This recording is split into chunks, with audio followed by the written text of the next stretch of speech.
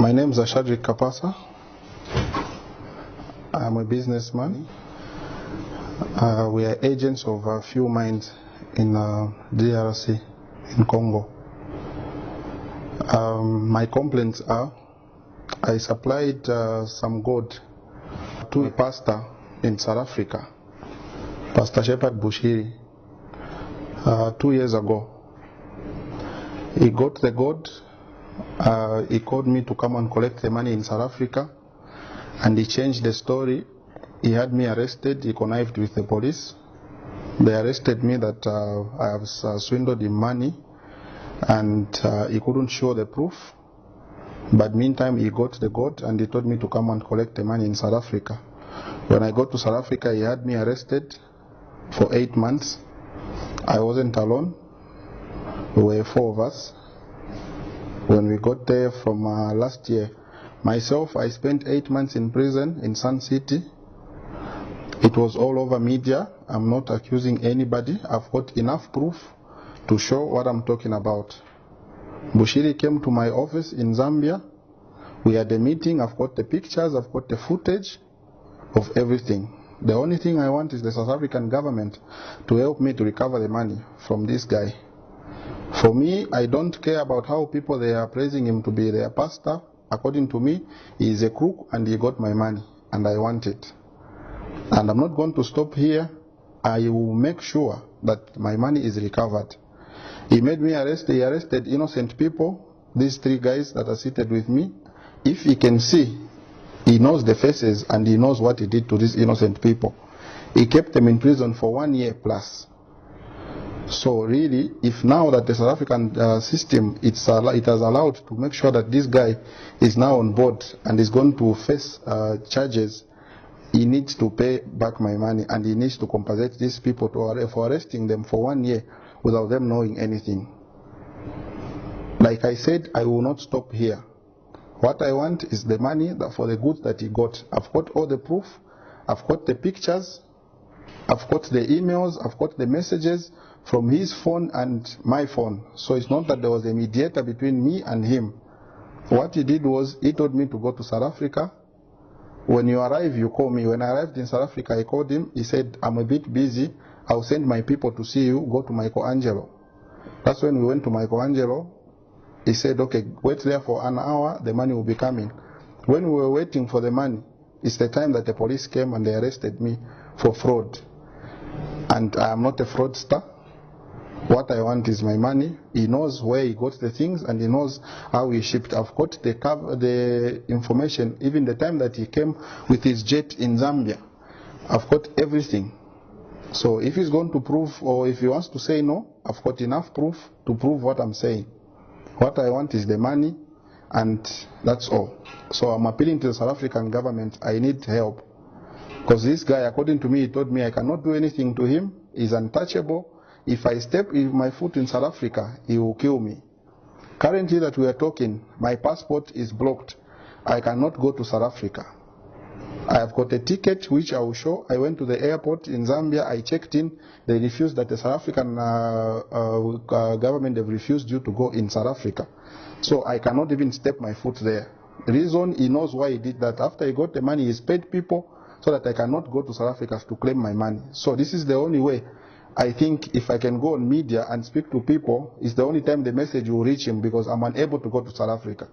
If anybody can go and scan my passport, you'll see that I am blocked. I cannot go to South Africa. Okay. So my question is, you earlier indicated that this happened 2 years ago. You got arrested, and soon after you came out, what other efforts did you make, and how much worth was the gold that you supplied to him? The gold was 500 kgs. It was worth $16 million, according to the agreement that we agreed, because I was selling him at $32,000 per kg times 500. I have got the proof of his wife holding my gold, the gold that they are posting on media that they were smuggling in South Africa. That is my consignment, and the wife knows very well. I've got more photos of more than what you are seeing on the media. That is his wife. His wife flew here. I've got pictures of him, myself, and his wife. I've got pictures of him and myself in his house in South Africa. I've got everything. Also as the kind of effort, what efforts did you make after that to try and address the situation? The only effort I was making is to make sure that I'm released. Even my embassy in South Africa, they know. You can ask his Honorable Emmanuel Mwamba. He used to come to court also to follow up the case to make sure that we are treated fairly. And when we came out, I got threats that I'm going to be killed. I must make sure that I leave South Africa. I went to Pretoria at the embassy. I was given, because they caught my passport. They refused to give me the passport. So I went to the embassy. I got the traveling document. It's the one that I flew in with from South Africa to Zambia. From then, when I got the ticket, I wanted to go back and push to see if I can see other authorities for help. I found that I'm blocked in the South African system. I can't enter. So it's the only effort I've done. So if I am not allowed to go to South Africa, the only way I can is to go through media to make sure that everything is handled accordingly. I will testify to you that I have got pictures that Bushiri came to see me, and I've got evidence that shows that I gave Bushiri the goods that I'm talking about. And I've got evidence that I stayed in prison for 8 months in South Africa. Why I was arrested, I don't know. The only thing is I got acquitted at the court, commercial crime court where I was. They acquitted me. They said, we don't have evidence that really Bushiri gave you the money that is claiming, and yourselves, what we have seen is you don't have a problem, you can go back to your country. So if really I'm claiming, there is no way I can claim the court, there is no way I can claim the documents, everything that I'm talking to you. If you can ask, Sun City is the prison in South Africa. My record and my names are there. I was in prison for 8 months. I have a contract that we signed. It wasn't a street business.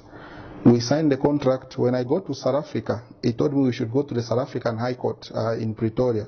We should go and have the contract notarized, which he sent me with his people. We had the contract notarized and the invoice were raised for him to pay the money. So he said, okay, the only way I'm not going to manage to pay you, will you come here so we can have the contract notarized and everything. That's what made me to go to South Africa. Without knowing that, for me, I thought I'm going to see a businessman who came, and I have supplied. Anywhere when you supply goods, you don't get money first. You supply the goods and then you get the money after. If it was a cash transaction, I would have told him to come with the money and then we exchange. But it was a contract. I worked according to how everybody works. And any company, we don't do cash business in such transactions.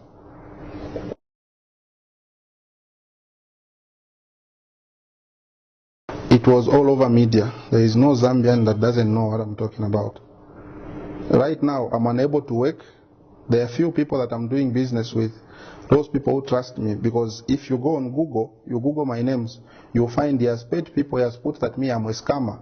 So anybody who's doing business with my company, if they go online, they check that no, me, I defrauded Bushiri money, and they cannot work with me. So what I'm telling you, if you can go online, you check everything, you'll see enough proof.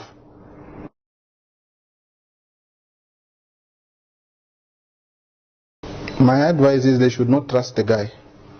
If he's a businessman, let him do business in a proper way. He should stop injuring people. He should stop. I cannot say no, people shouldn't deal with them, because I don't know other transactions that he does with people.